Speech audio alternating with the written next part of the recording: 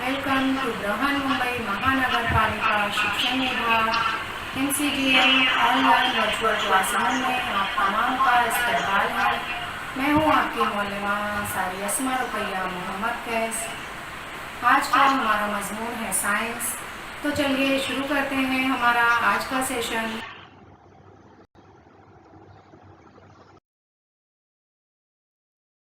General science जमात शशुम MCGM online virtual class Mumbai की जानिब से पेश किया जा रहा है ये लेसन, और मैं हूँ आपकी टीचर अंसारी अस्मा रुकैया मोहम्मद कैस।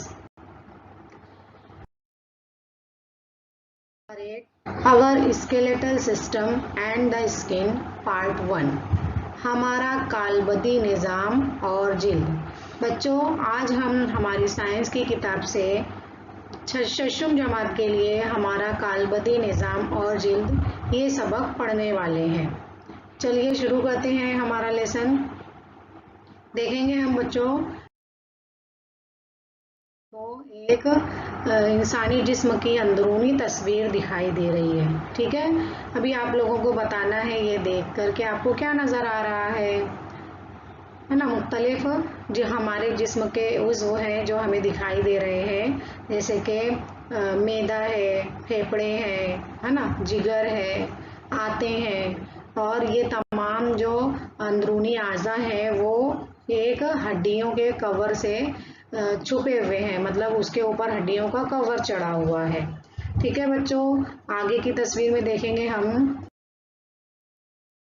कि तस्वीर देखिए बच्चों और बताइए कि तस्वीर में कौन कौन से अज़वी निज़ाम नज़र आ रहे हैं। देखिए यहाँ पे आप लोगों को दिखाई देगा ये निज़ाम इन्हिज़ाम है। उसके बाद आप लोग यहाँ पर देखेंगे कि ये क्या दिखाई दे रहा है, ये उज़लाती निज़ाम है हमारे जिस्म का, और ये जो है वो हड्डियों का ढांचा यानी कि हमारे जिस्म का कालबदी निज़ाम है। कालबदी निज़ाम बोले तो हमारे जिस्म में जितनी भी हड्डियां हैं वो तमाम एक दूसरे से जुड़ी हुई हैं, और उस हड्डियों के ढांचे को हम स्केलेटल सिस्टम या फिर कालबदी निज़ाम कहते हैं। ठीक है बच्चों, आगे हम देखेंगे। आप लोगों को बताना है, आप लोग 5वीं जमात में जिस्म के मुख्तलिफ उज़वी निज़ाम, उनके अफ़आल और जिस्म में उनके मकाम के बारे में जानते हैं, मालूमात हासिल कर चुके हैं। उस मालूमात की बिना पर आप लोगों को बताना है कि ये जो आज़ा हैं यहाँ पर दिए हुए, दिल, फेफड़े, आंतें, दिमाग, इनका क्या काम है हमारे जिस्म में और ये कहाँ पाए जाते हैं, ये कौन सी कैविटी किस जोफ में पाए जाते हैं, वो आप लोगों को बताना है। ठीक है, तो सबसे पहला उज़्व है हमारा दिल।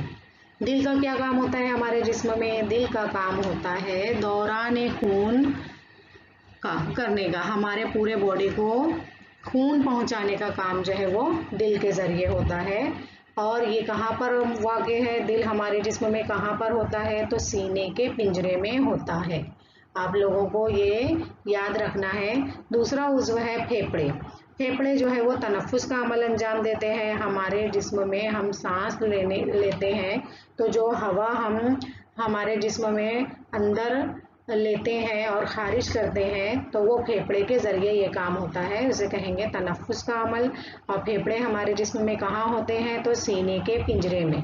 अब देखिए, जोफ का मतलब होता है कैविटी, यानी वो जगह जहाँ पर ये उज़्व मौजूद है। उसके बाद आता है आंतें, है ना। अब छोटी आंत, बड़ी आंत हमारे जिस्म में होती है। ग़िज़ा के इन्हिज़ाम में छोटी आंत और बड़ी आंत का बहुत काम होता है। पूरी ग़िज़ा जो है वो कहाँ हज़म होती है? हमारी आंतों में हज़म होती है, और ग़िज़ा के पचने का अमल भी हमारी आंत में ही होता है। और आंतें जो है वो पेट के जोफ में पाई जाती हैं। हमारे पेट के अंदर जो कैविटी है उसमें ये आंतें पाई जाती हैं। उसके बाद आता है दिमाग। दिमाग जो है वो क्या काम करता है, दिमाग यानी कि ब्रेन, ये हमारे जिस्म को काबू करने और हम आहंगी तमाम उज़लात में, तमाम आज़ा में हम आहंगी पैदा करने का काम जो है वो हमारे दिमाग का होता है। ये दिमाग जो है वो हमारे सर की खोपड़ी में होता है। ठीक है बच्चों, आगे हम देखते हैं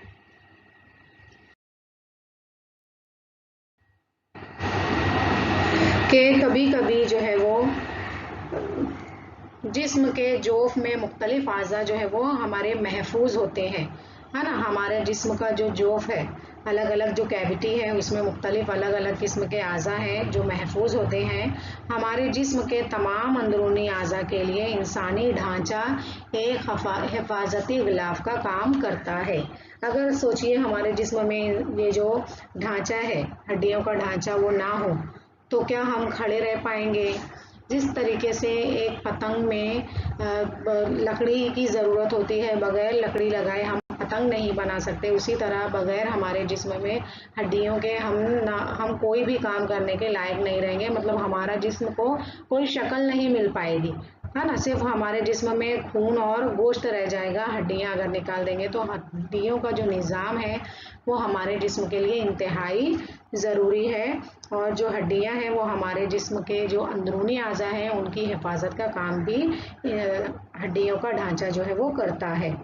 अब देखिए कभी कभी बाहर जो है हम खेलते हुए गिर जाते हैं या कोई हादसा पेश आ जाता है, कोई बच्चा हमें धकेल देता है तो क्या होता है, तब जो है वो हमें चोट लगती है बहुत ज़्यादा, या फिर कभी हमारे हाथ और पैर की हड्डी जो है वो टूट जाती है। देखिए यहाँ पे एक बच्चे की तस्वीर आप लोगों को दिखाई देगी। एक बच्चा है जिसको खेलते समय उसकी हड्डी जो है वो पैर की टूट गई है। उसे हम क्या कहते हैं, उसे हम कहते हैं फ्रैक्चर। क्या कहते हैं बच्चों, फ्रैक्चर कहते हैं। फ्रैक्चर मतलब हड्डी का टूट जाना।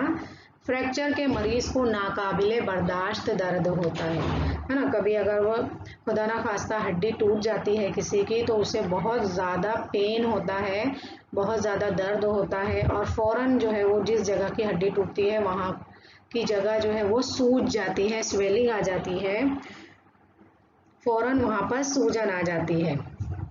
तो बताइए बच्चों कि अगर हादसे में आपके किसी दोस्त की हड्डी टूट जाए तो आप क्या करेंगे। हाँ, क्या करोगे आप लोग। अगर हादसा हो जाए खुदा ना खास्ता तो फ्रैक्चर ज़दा हिस्से को बिल्कुल हमें हरकत नहीं देनी चाहिए। अब यहाँ पे हमें क्या एहतियाती तदाबीर करना चाहिए फ्रैक्चर के वक्त, वो आप लोगों को बताया गया है कि हादसा होने पर जो हड्डी जिस जगह की टूटी है उस उज़्व को, उस आज़ा को हमें बिल्कुल हरकत नहीं देनी चाहिए, उसे साकिन रखना चाहिए, उसे एक ही पोजीशन पे रखना चाहिए और तिब्बी इमदाद के लिए फ़ौरन दवाखाना लेकर जाना चाहिए। जो हिस्सा सूज गया है अस्पताल में जाने पर उसका एक्सरे लेते हैं, है ना। आप लोगों ने देखे होंगे, अगर आप लोगों को मौका मिला होगा किसी को देखने का घर में, पड़ोस में, है ना, या फिर स्कूल में भी कभी कोई हादसा पेश आ जाता है तो अगर कोई किसी की हड्डी टूट जाती है तो डॉक्टर उसे क्या मशवरा देता है सबसे पहले कि इसका एक्सरे करा कर लाओ, इस जगह का एक्सरे करा कर लाओ। अब एक्सरे क्या होता है, एक्सरे क्या होता है बच्चों, एक्स शुआओं से अक्स हासिल करने को एक्सरे कहते हैं। एक्स शुआओं का इस्तेमाल करके जो हड्डी टूटी हुई रहती है उस जगह का, उस पार्ट का जो है वो अक्स हासिल किया जाता है। और इस अक्स हासिल करने को किसने दरियाफ्त किया, रॉन्टजेन नामी साइंसदान की दरियाफ्त है ये। एक्स शुआओं से अक्स हासिल करना रॉन्टजेन नामी साइंसदान की दरियाफ्त है। इस साइंसदान ने ये दरियाफ्त किया कि किस तरीके से टूटी हुई हड्डी का एक्सरे निकाला जाता है। उन्होंने एक्स शुआओं का इस्तेमाल करके टूटी हुई जगह या टूटी हुई हड्डी का अक्स हासिल करने का तरीका दरियाफ्त किया और उनका नाम क्या है आप लोगों को याद रखना है। साइंसदान का नाम रॉन्टजेन। क्या नाम है बच्चों, रॉन्टजेन। इस साइंसदान ने एक्स शुआओं से अक्स हासिल करने का करके एक्सरे की दरियाफ्त की है। तो आप लोगों को याद रखना है। अब देखिए जब हड्डी टूट जाती है तो डॉक्टर मशवरा देता है कि उस जगह का एक्सरे करा कर लाइए। तो जिस जगह एक्सरे होता है हम वहां जा टूटी हुई हड्डी का एक्सरे निकालते हैं और जब एक्सरे रिपोर्ट आती है तो हमें इस तरीके से वो दिखाई देती है। देखिए एक ब्लैक फाइल पर पन्नी नुमा कागज़ पर इस तरीके की तस्वीर हमें दिखाई देती है। एक्सरे की मदद से हमें मालूम होता है कि दरअसल कहाँ की हड्डी टूटी है, उसकी बिना पर सही इलाज करना जो है वो मुमकिन होता है ना। डॉक्टर सबसे पहला मशवरा यही देता है कि जाकर एक्सरे करा कर लाइए और फिर जब एक्सरे रिपोर्ट आ जाती है तो डॉक्टर जो है वो उसका मुशाहिदा करके इलाज मुतय्यन करता है कि इस मरीज को किस तरीके का इलाज दिया जाए। तो हमें एक्सरे की मदद से मालूम होता है कि दरअसल कहाँ की हड्डी टूटी है। तो बच्चों आप लोगों को याद रखना है कि एक्सरे रिपोर्ट क्यों निकाली जाती है, डॉक्टर क्यों मशवरा देते हैं एक्सरे निकालने का। तो एक्सरे जो है वो एक्स शुआओं के जरिए हड्डी के अक्स निकाला जाता है, उसे ही हम कहेंगे एक्सरे, और एक्सरे मशीन के जरिए ये निकाला जाता है। ठीक है बच्चों, आगे बढ़ते हैं, हम देखते हैं कि आइए अमल करके देखें। चलिए अब हम हमारी हड्डियों के बारे में कुछ जान लेते हैं। तो अब आप अपने दोस्त की पीठ के दरमियानी हिस्से पर हाथ फेरिए। आप अभी आपका दोस्त तो आपके पास अवेलेबल नहीं है, तो आपके बहन भाई होंगे या फिर आपके अम्मी अब्बू होंगे साथ में, तो उनकी पीठ के दरमियानी हिस्से पर पीछे पीठ पर बैक पर हाथ फेर कर देखिए और मुशाहिदा कीजिए कि आपको क्या महसूस होता है। हाँ देखिए, आप लोग ऐसा करके देखिए क्या महसूस होता है। हड्डियों का उभार महसूस करते हैं हम, है ना। इसी तरीके से जो अपने सीने की हड्डी है, सीने पर हाथ रखकर बताइए कि आपको जो सख्त हिस्सा महसूस हो रहा है इसे क्या कहते हैं। हम जो है अपने हमारे सीने के सामने जो हाथ लगाएंगे ऊपर गर्दन के नीचे, तो हमको सख्त हड्डियों का उभार महसूस होता है। वो हमारा जो है वो सीने का पिंजर है। और हमारे पिछले हिस्से पर पीठ पर जब हम हाथ फेरते हैं तो वहाँ पर हमें जैसे लंबी लंबी हड्डियाँ महसूस होती हैं, तो वो क्या कहलाती हैं, पसलियाँ कहलाती हैं। क्या आपको सख्त उभार महसूस होते हैं? क्या आपको फील हो रहा है कि यहाँ पर हमारी गर्दन के नीचे हड्डियाँ जो है वो सख्त उभार महसूस होता है? तो इन्हें क्या कहते हैं, इन्हें भी हमें सीने का पिंजरा कहेंगे, सीने का पिंजर ही कहते हैं। पीठ और सीने की हड्डियों की बनावट में क्या फ़र्क महसूस होता है? क्या कोई फ़र्क है कि दोनों सेम है? हमारी पीठ की और सीने की हड्डियाँ दोनों मुख्तलिफ हैं, है ना। हमारे पीठ की हड्डियाँ, सीने की हड्डियाँ जो है वो अलग अलग हैं। तो ये आप लोगों को करके देखना था, आपको खुद से मुशाहिदा करना है कि दोनों में क्या फ़र्क है। ठीक है, आगे हम देखेंगे कि हमारे जिस्म की जो तमाम हड्डियां हैं वो एक जैसी नहीं होती, है ना। हर जगह अलग अलग किस्म की हड्डियां होती हैं। तो चलिए अब हम जानते हैं कि हमारे जिस्म में कितनी किस्म की हड्डियां होती हैं। तो बच्चों, इंसानी कालबदी निज़ाम में यानी हमारे इंसानी जिस्म में हड्डियों का जो निज़ाम होता है उसे ही कालबदी निज़ाम या फिर हड्डियों के ढांचे का निज़ाम कहते हैं, स्केलेटल सिस्टम। ठीक है, तो जिस्म को मखसूस शक्ल और सहारा देने वाला नेज़ जिस्म के अंदरूनी नाजुक आज़ा की हिफाजत करने वाला निज़ाम कालबदी निज़ाम कहलाता है। अब देखिए ये जो है हड्डियों का ढांचा हमारे जिस्म का दिखाई दे रहा है, ये तमाम इंसानों का जो है वो सेम होता है, एक जैसा हड्डियों का ढांचा होता है। ठीक है, तो हमारे जिस्म को मखसूस शक्ल मिलती है इस कालबदी निज़ाम की वजह से, हड्डियों के निज़ाम की वजह से। ये हमारे जिस्म को सहारा देता है। साथ ही साथ हमारे जिस्म के अंदर जो ज़रूरी हमारे अंदरूनी नाजुक आज़ा हैं जैसे फेफड़े, दिल, मेदे, दिमाग, है ना, ये नाजुक आज़ा की हिफाजत करने वाला निज़ाम है। ये हड्डियाँ अगर नहीं होती तो हमारे जिस्म के जो नाजुक आज़ा हैं वो उनकी हिफाजत हम नहीं कर सकते थे। ज़रा सा धक्का या गिरने की वजह से जो है वो शदीद डैमेज का खतरा रहता था। तो ये अल्लाह की कुदरत है कि जो हमें इतने अच्छे निज़ाम से नवाजा है उन्होंने। हड्डियों का निज़ाम जो है वो हमारे जिस्म के नाजुक आज़ा की हिफाजत करने वाला निज़ाम है और तमाम हड्डियों और कुर्री हड्डियों से मिलकर कालबदी निज़ाम स्केलेटल सिस्टम बनता है।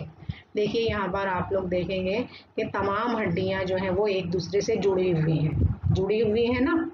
हाँ, ये तमाम हड्डियाँ देखिए सर से लेके पैर तक जो है तमाम हड्डियाँ जुड़ी हुई हैं। तो तमाम हड्डियों और कुर्री हड्डियों, बहुत सारी कुर्री हड्डियाँ भी होती हैं जैसे कान की हड्डी है ना, मुंह के अंदर भी हमारी कुर्री कुर्री हड्डियाँ होती हैं। तो ये तमाम कुर्री हड्डियों से मिलकर जो है वो हमारा कालबदी निज़ाम बनता है। तो आप लोगों को याद रखना है कि तमाम हड्डियों और कुर्री हड्डियों से मिलकर कालबदी निज़ाम बनता है। और कालबदी निज़ाम किसे कहते हैं? तो हमारे जिस्म को मखसूस शक्ल सहारा देने वाला, नीज़ जिस्म के अंदरूनी नाजुक आज़ा की हिफाजत करने वाला निज़ाम कालबदी निज़ाम कहलाता है। आपको याद रखना है कि हमारे अंदरूनी आज़ा की हिफाजत करने का काम भी ये कालबदी निज़ाम करता है। तो इसके जो अफ़ाल हैं हमारे कालबदी निज़ाम के, वो आपको याद रखना है कि ये जिस्म को मखसूस शक्ल देता है, हमारे जिस्म को सहारा देता है और जिस्म के अंदरूनी नाजुक आज़ा की हिफाजत करता है। ज़रूरी जो मादनियात हैं वो हमारी हड्डियों में जमा रहते हैं। मादनियात और जो नमक है वो हमारी हड्डियों में जमा रहते हैं और जिस्म की हरकत जो है वो हड्डियों की मदद से ही मुमकिन है। देखिए हम हाथ जो है बहुत आसानी से ऐसा फोल्ड कर लेते हैं, खोल देते हैं। इसी तरीके से जब हम चलते हैं तो हमारे चाल किस वजह से मुमकिन हो पाती है? क्योंकि हमारे पास ये हड्डियों का ढांचा हमारे जिस्म के अंदर मौजूद होने की वजह से हम हमारे जिस्म के किसी भी आज़ा को बहुत आसानी से हरकत दे सकते हैं, किसी भी तरीके से मोड़ सकते हैं, फोल्ड कर सकते हैं। ठीक है बच्चों, तो हमारी जो जिस्म की हड्डियां हैं वो इंतहाई सख्त होती हैं, उनमें लचक नहीं होती। हड्डियां दो अहम जुज़्व से मिलकर बनती हैं। हड्डियों के खलियात जो है वो हयाती होते हैं। कैल्शियम कार्बोनेट, कैल्शियम फॉस्फेट जैसी मादनियात और नमक जैसे गैर हयाती मादों से हड्डियां बनती हैं। कैल्शियम से हड्डियां जो है वो मजबूत होती हैं।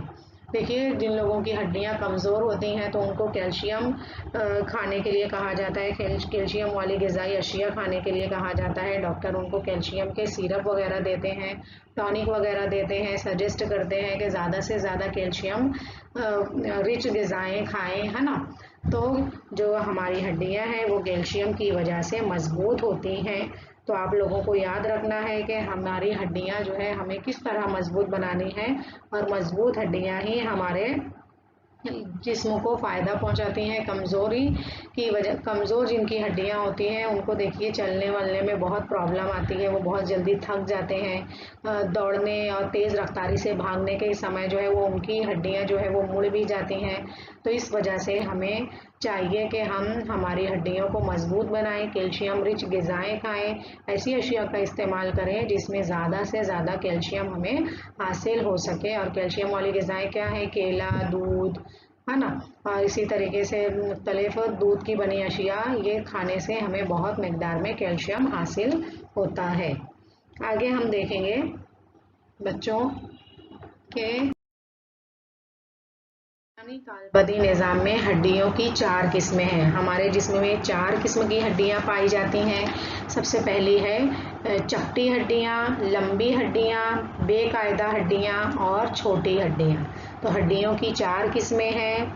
4 किस्म की हड्डियां हमारे जिस्म में पाई जाती हैं। चपटी यानी कि फ्लैट बोन्स, लंबी हड्डियां लॉन्ग बोन्स, बेकायदा हड्डियां मतलब इर्रेगुलर बोन्स, छोटी हड्डियां मतलब स्मॉल बोन्स। तो आप लोगों को ये याद रखना है 4 किस्में हड्डियों की। अब हम तस्वीर के जरिए इसको समझने की देखिए आप लोगों की किताब में बताया गया है हमारे जिस्म में हड्डियों की बनावट के लिहाज से हड्डियों की 4 किस्में हैं।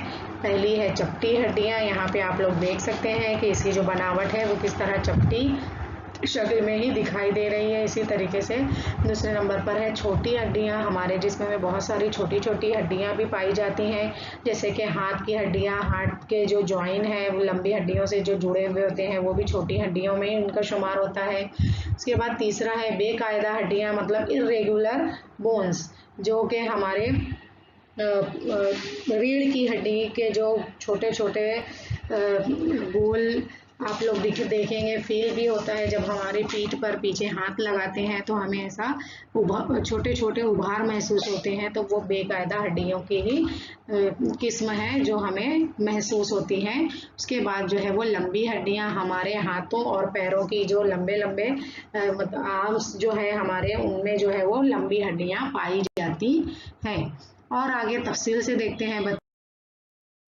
आप लोगों को बताया गया है शक्ल के जरिए कि लॉन्ग बोन्स। देखिए यहाँ पे एक इंसानी कालबदी निज़ाम स्केलेटल सिस्टम आप लोगों के सामने दिखाई दे रहा है। तो सबसे पहले हम देखेंगे long bones. Long bone humerus of arm, है ना, हमारे आर्म के जो लंबी लंबी हड्डियां आप लोग यहाँ पे देख रहे हैं, तो ये जो है वो लॉन्ग बोन्स की मिसाल है। इसी तरीके से शॉर्ट बोन्स जो है वो कार्पल ऑफ रिस्ट। रिस्ट हमारी जो कलाइयाँ होती हैं वो बहुत सारी छोटी हड्डियों से मिलकर बनी हुई होती हैं। देखिए यहाँ पे कितनी छोटी छोटी हड्डियाँ आप लोगों को दिखाई दे रही हैं, और एक हड्डी को यहाँ पर बड़ा करके दिखाया गया है कि कैसी होती हैं। तो इन छोटी छोटी हड्डियों से मिलकर जो है वो हमारे हाथ की कलाई बनती है। लंबी हड्डियों से छोटी हड्डियां जुड़ी हुई होती हैं। उसके बाद हम देखेंगे इर्रेगुलर बोन्स। देखिए यहाँ पर वर्टिब्राई, यहाँ पे जो हमारे रीढ़ की हड्डियां हैं वो बहुत सारे छोटे छोटे वर्टिब्रेट हड्डियों से मिलकर बने हुए होते हैं, है ना। अब रीढ़ की हड्डी के ये जो छोटे छोटे वर्टिब्रल दिखाई दे रहे हैं, इसे हम मनका भी कहते हैं। क्या कहते हैं? मनका कहते हैं। और ये कुल 33, एक इंसानी जिस्म में 33 हड्डियां, 33 मनके होते हैं बेकायदा हड्डियों के, इरेगुलर बोन के। ये देखो बहुत छोटे छोटे, यहाँ पे आप लोग गर्दन से लेके पूरा नीचे पीठ के नीचे तक आप लोग देख सकेंगे कि इरेगुलर बोन्स होती हैं, और इनको हम जो एक एक उभार होता है उनको मनका कहते हैं। उसके बाद हम पढ़ेंगे फ्लैट बोन्स। फ्लैट बोन्स बोले तो चपटी हड्डियाँ, ठीक है। यहाँ पे देखिए आप लोगों को दिखाई देगा, यहाँ चपटी हड्डी जो है वो हमारे सीने के पिंजर में, दोनों सीने के पिंजरे को जोड़ने की जो हड्डी है वो फ्लैट बोन कहलाएगी, स्टेरनम। तो आप लोग यहाँ पे तस्वीर में अच्छे से समझ लेंगे कि long bones, short bones, irregular bones और फ्लैट बोन्स, यानी कि 4 किस्में हैं। लंबी हड्डियाँ, छोटी हड्डियाँ, बेकायदा हड्डियाँ और चपटी हड्डियाँ। ठीक है बच्चों, आगे और अच्छे से देखते हैं। आपको स्केलेटल सिस्टम के जरिए पूरा बताया गया है। फ्लैट बोन्स, यहाँ पे देखिए आप लोग देख सकते हो कि ये फ्लैट बोन्स कैसी होती हैं, चपटी हड्डियाँ कैसी होती हैं। इसी तरीके से स्मॉल बोन्स कहाँ कहाँ होती हैं पूरे स्केलेटल कालबदी निज़ाम ने स्केलेटल सिस्टम में, ये रिस्ट पर, इसी तरीके से हमारे नी पर और हमारे पैरों में भी बहुत सारी छोटी छोटी हड्डियों से मिलकर हमारे पैर बनते हैं। तो आप लोग अच्छे से देखिए, ध्यान से देखिए और याद रखिए बच्चों के जो हड्डियां हैं मुख्तलिफ किस्म की, वो हमारे जिस्म में कहाँ कहाँ पाई जाती हैं। आगे हम देखेंगे। देखिए यहाँ पर स्केलेटल सिस्टम में आप लोगों को बताया गया है कि लंबी लंबी हड्डियां जो है वो हमारे जिस्म में कहाँ कहाँ होती हैं। तो ये आर्म्स में, लेग्स में, और इसी तरीके से हाथों की उंगलियां और पैरों की उंगलियां। इर्रेगुलर बोन्स जो है वो देखिए हमारे जबड़ों पर, है ना, जबड़ों के ऊपर दिखाई दे रहे हैं। और ये देखिए जो हमारी रीढ़ की हड्डी है वो मुख्तलिफ मनकों से छोटे छोटे मिलकर बनी होती है, तो ये कहलाएगी इर्रेगुलर बोन्स। ठीक है बच्चों, उम्मीद करती हूँ कि इतनी तमाम तस्वीर से आप लोग बहुत अच्छे से समझ गए होंगे। हड्डियों की 4 किस्में हैं और वो हमारे जिस्म में कहाँ कहाँ होती हैं, आप लोग अच्छे से समझ गए होंगे। आगे बढ़ते हैं।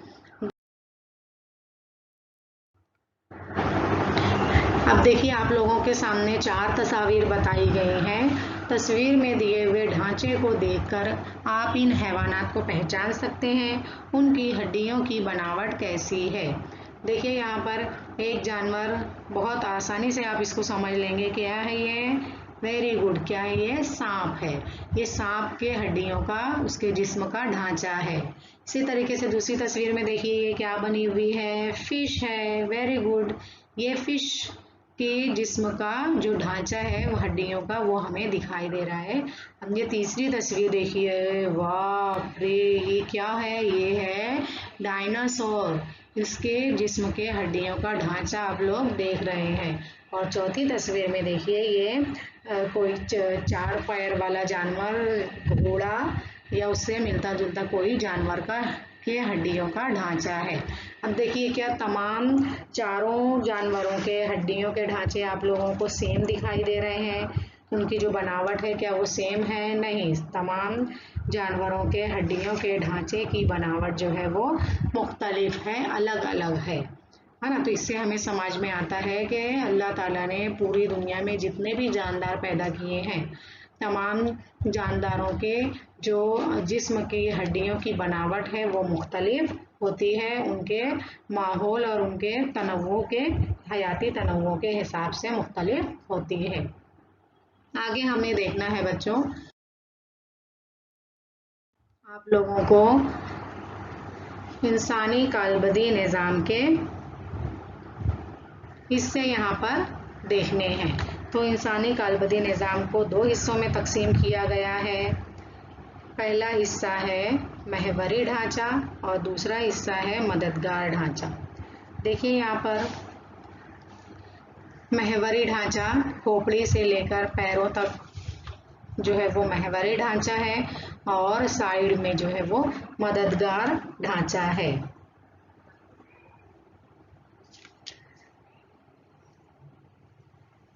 महवरी ढांचे में खोपड़ी, रीढ़ की हड्डी और सीने की पिंजरे का शुमार होता है। खोपड़ी, पीछे जो है रीढ़ की हड्डी और ये जो सीने का पिंजरा है उसका शुमार होता है। और ये जिस्म के बिल्कुल दरमियानी लकीर महवर के अतराफ होता है। ये देखिए, एक बीच से दरमियानी लकीर खींची गई है और ये महवर के अतराफ में ये हड्डियां होती है, इसलिए इसको हम कहेंगे महवरी ढांचा। जिस्म के बीचों बीच में ये हड्डियां वाक़ होती हैं। खोपड़ी, रीढ़ की हड्डी और सीने का पिंजरा, ये महवरी ढांचा है, आप लोगों को याद रखना है। इसी तरीके से दूसरा जो है वो मददगार ढांचा है। तो मददगार ढांचा जो है वो दरमियानी लकीर महवर के बाजू की हड्डियों में से मिलकर बनता है। ये जो बीच की महवरी लाइन है, इस महवरी ढांचा के बाजू में जो हड्डियां होती हैं उन हड्डियों से मिलकर क्या बनता है? मददगार ढांचा बनता है। जैसे यहाँ पे देखिए, हाथ की हड्डियां, पैर की हड्डियां, इन हड्डियों से मिलकर मददगार ढांचा बनता है। तो आप लोगों को याद रखना है, इंसानी कालबदी निज़ाम में, ह्यूमन स्केलेटल सिस्टम में 2 टाइप के ढांचे होते हैं, महवरी ढांचा और मददगार ढांचा। आगे हम बढ़ते हैं, देखेंगे लोगों यहाँ पे बहुत अच्छे से GIF के जरिए समझाया गया है। महवरी ढांचा खोपड़ी, उसके बाद रीढ़ की हड्डी, सीने का पिंजरा, इन तमाम को मिलाकर महवरी ढांचा बनता है। और महवरी ढांचा के बाजू की जो हड्डियां हैं, महवरी ढांचा को छोड़कर उसके बाजू की हड्डियां, जैसे हमारे हाथ, हमारे पैर, तो इनकी मदद से मददगार ढांचा तैयार होता है। बहुत अच्छा से, आसानी से आप लोगों की समझ में आएगा बच्चों। खोपड़ी, रीढ़ की हड्डी, सीने का पिंजर, इनका शुमार महवरी ढांचे में होता है और हाथ पैरों की हड्डियों का शुमार मददगार ढांचे में होता है। ठीक है बच्चों, आगे देखते हैं। अमल कीजिए। अब आप लोगों को क्या करना है? अपने स्कूल में या फिर अपने घर पर अपने दोस्त की, बहन की, भाई की हड्डियों की लंबाई नापना है। आप लोगों को हाथ की हड्डियां और पैर की हड्डियों की लंबाई नापना है, खुद की, दोस्त की, बहन की, भाई की। और आप लोगों को यहाँ मुशाहिदा करना है कि तमाम लोगों की जो हाथ की हड्डियां हैं क्या वो तमाम सेम लंबाई की हैं, तमाम की हड्डियों की लंबाई क्या मसावी है या फिर अलग अलग है। तो आप लोगों को ये अपने घर पर करके देखना है। बहुत आसान सा अमल है और बहुत दिलचस्प है, आप लोग ये ज़रूर अपने घर पर कर देखिए। आगे बढ़ते हैं बच्चों,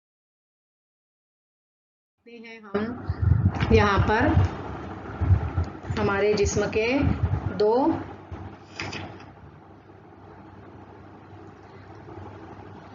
ढांचे की दो किस्में हैं, महवरी ढांचा और मददगार ढांचा।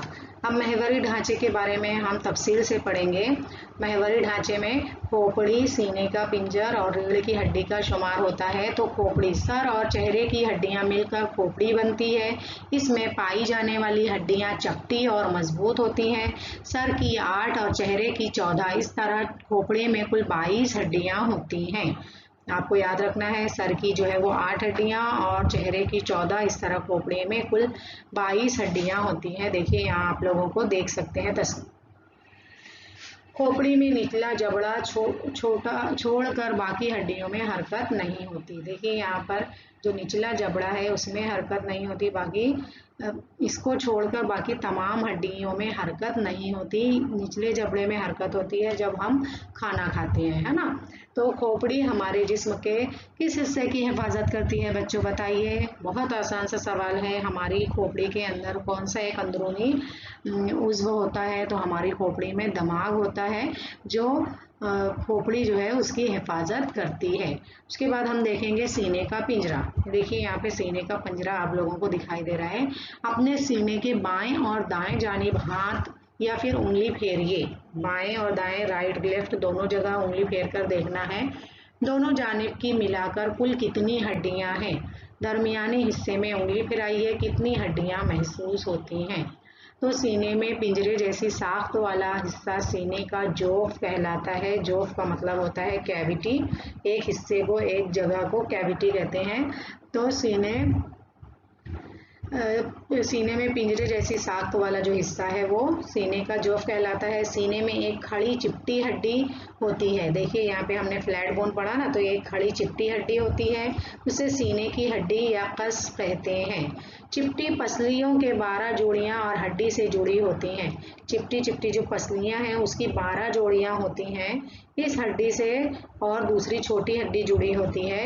इन्हीं 25 हड्डियों से मिलकर सीने का जोफ बनता है और इन तमाम 25 हड्डियों से मिलकर सीने का जोफ बनता है, जो पीछे की जानिब रीढ़ की हड्डी के मनकों से जुड़ा होता है। और देखिए ये कर्व होते हैं, पूरा ऐसे राउंड होता है इनका, और ये पीछे जाकर सीने की रीढ़ की हड्डी के जो मनके हैं उनसे वो जुड़ जाते हैं।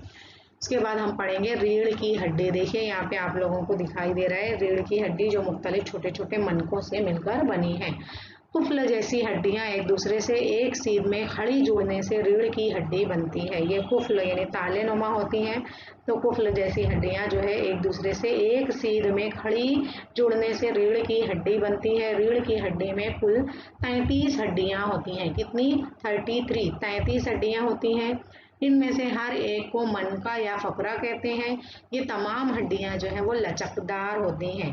इसमें इतने जोड़ होने के कारण जो है वो लचकदार होती है। हम आसानी से अपनी पीठ को मोड़ सकते हैं, झुक सकते हैं, उठ सकते हैं, बैठ सकते हैं, है ना। और एक के ऊपर एक होती है। रीढ़ की हड्डी दिमाग से निकलने वाली नखाई डोर की हिफाजत करती है। हमारी खोपड़ी में जो दिमाग होता है, दिमाग से जो नखाई डोर निकलती है, उस नखाई डोर की हिफाजत करने का काम जो है वो रीढ़ की हड्डी करती है। अगर हमें रीढ़ की हड्डी ना होती तो क्या होता? कभी आप लोगों ने सोचा है कि अगर हमारी रीढ़ की हड्डी ना होती तो क्या होता? बोलिए ज़रा बच्चों, आप लोग बता सकते हैं। अगर हमारी रीढ़ की हड्डी नहीं होती तो हम उठने बैठने चलने फिरने किसी काम के भी काबिल ना रहते। बिल्कुल हमारे जिस्म में ऐसा लगता कि कोई जान ही नहीं है। हम अपने जिस्म को अपनी मर्जी से कहीं पर भी हरकत नहीं दे सकते थे। आगे हम देखेंगे बच्चों हमारे जिस्म का मददगार ढांचा जो है वो हाथों और पैरों की हड्डियों से मिलकर बनता है। इंसानी जिस्म में 2 हाथ और 2 पैर होते हैं। हाथ और पैर के मुख्तलिफ हिस्सों में कई हड्डियां होती हैं जो एक दूसरे से जोड़ के जरिए जुड़ी होती हैं। देखिए यहाँ आप लोग देख सकते हैं कि हाथों में कई अलग अलग हड्डियां हैं, इसी तरह पैरों में भी अलग अलग हड्डियां हैं जो मुख्तलिफ किस्म के जोड़ से जुड़े हुए होते हैं। अब इन जोड़ों के बारे में भी आगे के सबक में हम पढ़ेंगे। आप लोगों को यहाँ पे सिर्फ समझ के लेना है कि इंसानी जिस्म का ढांचा दो हिस्सों में तकसीम किया गया है, महवरी ढांचा और मददगार ढांचा। महवरी ढांचा में खोपड़ी, रीढ़ की हड्डी और सीने के पंजरा का शुमार होता है। मददगार ढांचे में हाथों की हड्डियां और पैरों की हड्डियों का शुमार होता है। आगे हम बढ़ेंगे बच्चों कदर पैमाई की तरफ के ये सबक पढ़ने के बाद आप इस काबिल हुए तो आपको सवालों के ज़रिए जांचा जाएगा कि इंसानी कालबदी निज़ाम में डैश हिस्सों इंसानी कालबदी निज़ाम डैश हिस्सों में। तो इंसानी कालबदी निज़ाम अभी आप लोगों को बताया गया कि इंसानी कालबदी निज़ाम दो हिस्सों में तकसीम किया जाता है। आगे हम देखेंगे दूसरा शुआओं से अक्स हासिल करना डैश या खाली जगह नामी साइंसदां की दरियाफ्त है। दो ऑप्शन है थॉमस एडिसन, रॉन्टजेन। तो ये एक शिशुआएं से अक्स हासिल करने का जो कारनामा है ये किस साइंसदान ने अंजाम दिया? ये रॉन्टजेन नामी साइंसदान ने अंजाम दिया। आगे हम देखेंगे बच्चों खाली जगह से हड्डियां मजबूत होती हैं। तो कैल्शियम, पोटेशियम। दो ऑप्शन है आप लोगों के पास, सही ऑप्शन क्या आएगा? सही जवाब है कैल्शियम। कैल्शियम से हमारी हड्डियां जो है वो मजबूत होती हैं। सवाल नंबर इंसानी कालबदी निज़ाम जिस्म के खाली जगह की हिफाजत करता है। दो ऑप्शन आप लोगों के सामने है, बैरूनी आज़ा, अंदरूनी आज़ा। तो इंसानी कालबदी निज़ाम जिस्म के अंदरूनी आज़ा की हिफाजत करता है। ठीक है बच्चों, आगे देखिए पांचवा सवाल। खाली जगह ढांचा दरमियानी लकीर के बाजू की हड्डियों से मिलकर बनता है। तो जो है वो दरमियानी लकीर के बाजू की हड्डियों को यहाँ पे जिक्र किया जा रहा है। तो मददगार ढांचा जो है वो दरमियानी लकीर यानी महवरी लाइन के बाजू की हड्डियों से मिलकर बनता है, मतलब हाथों और पैरों की हड्डियां मददगार ढांचा कहलाती हैं। ठीक है बच्चों, आगे हम ये इस सबक का अगला पार्ट अगले सेशन में पढ़ेंगे। प्यारे बच्चों, उम्मीद है आपको आज का वीडियो पसंद आया होगा। आज के सेशन में आपने जो भी मालूमात हासिल की है उसका इस्तेमाल कीजिए, घर काम के सवालात को हल कीजिए और उसका फ़ोटो व्हाट्सएप ग्रुप पर शेयर कीजिए, अपने टीचर से चेक करवाइए। फिर मिलते हैं हम अगले सेशन में, तब तक के लिए अल्लाह हाफिज़।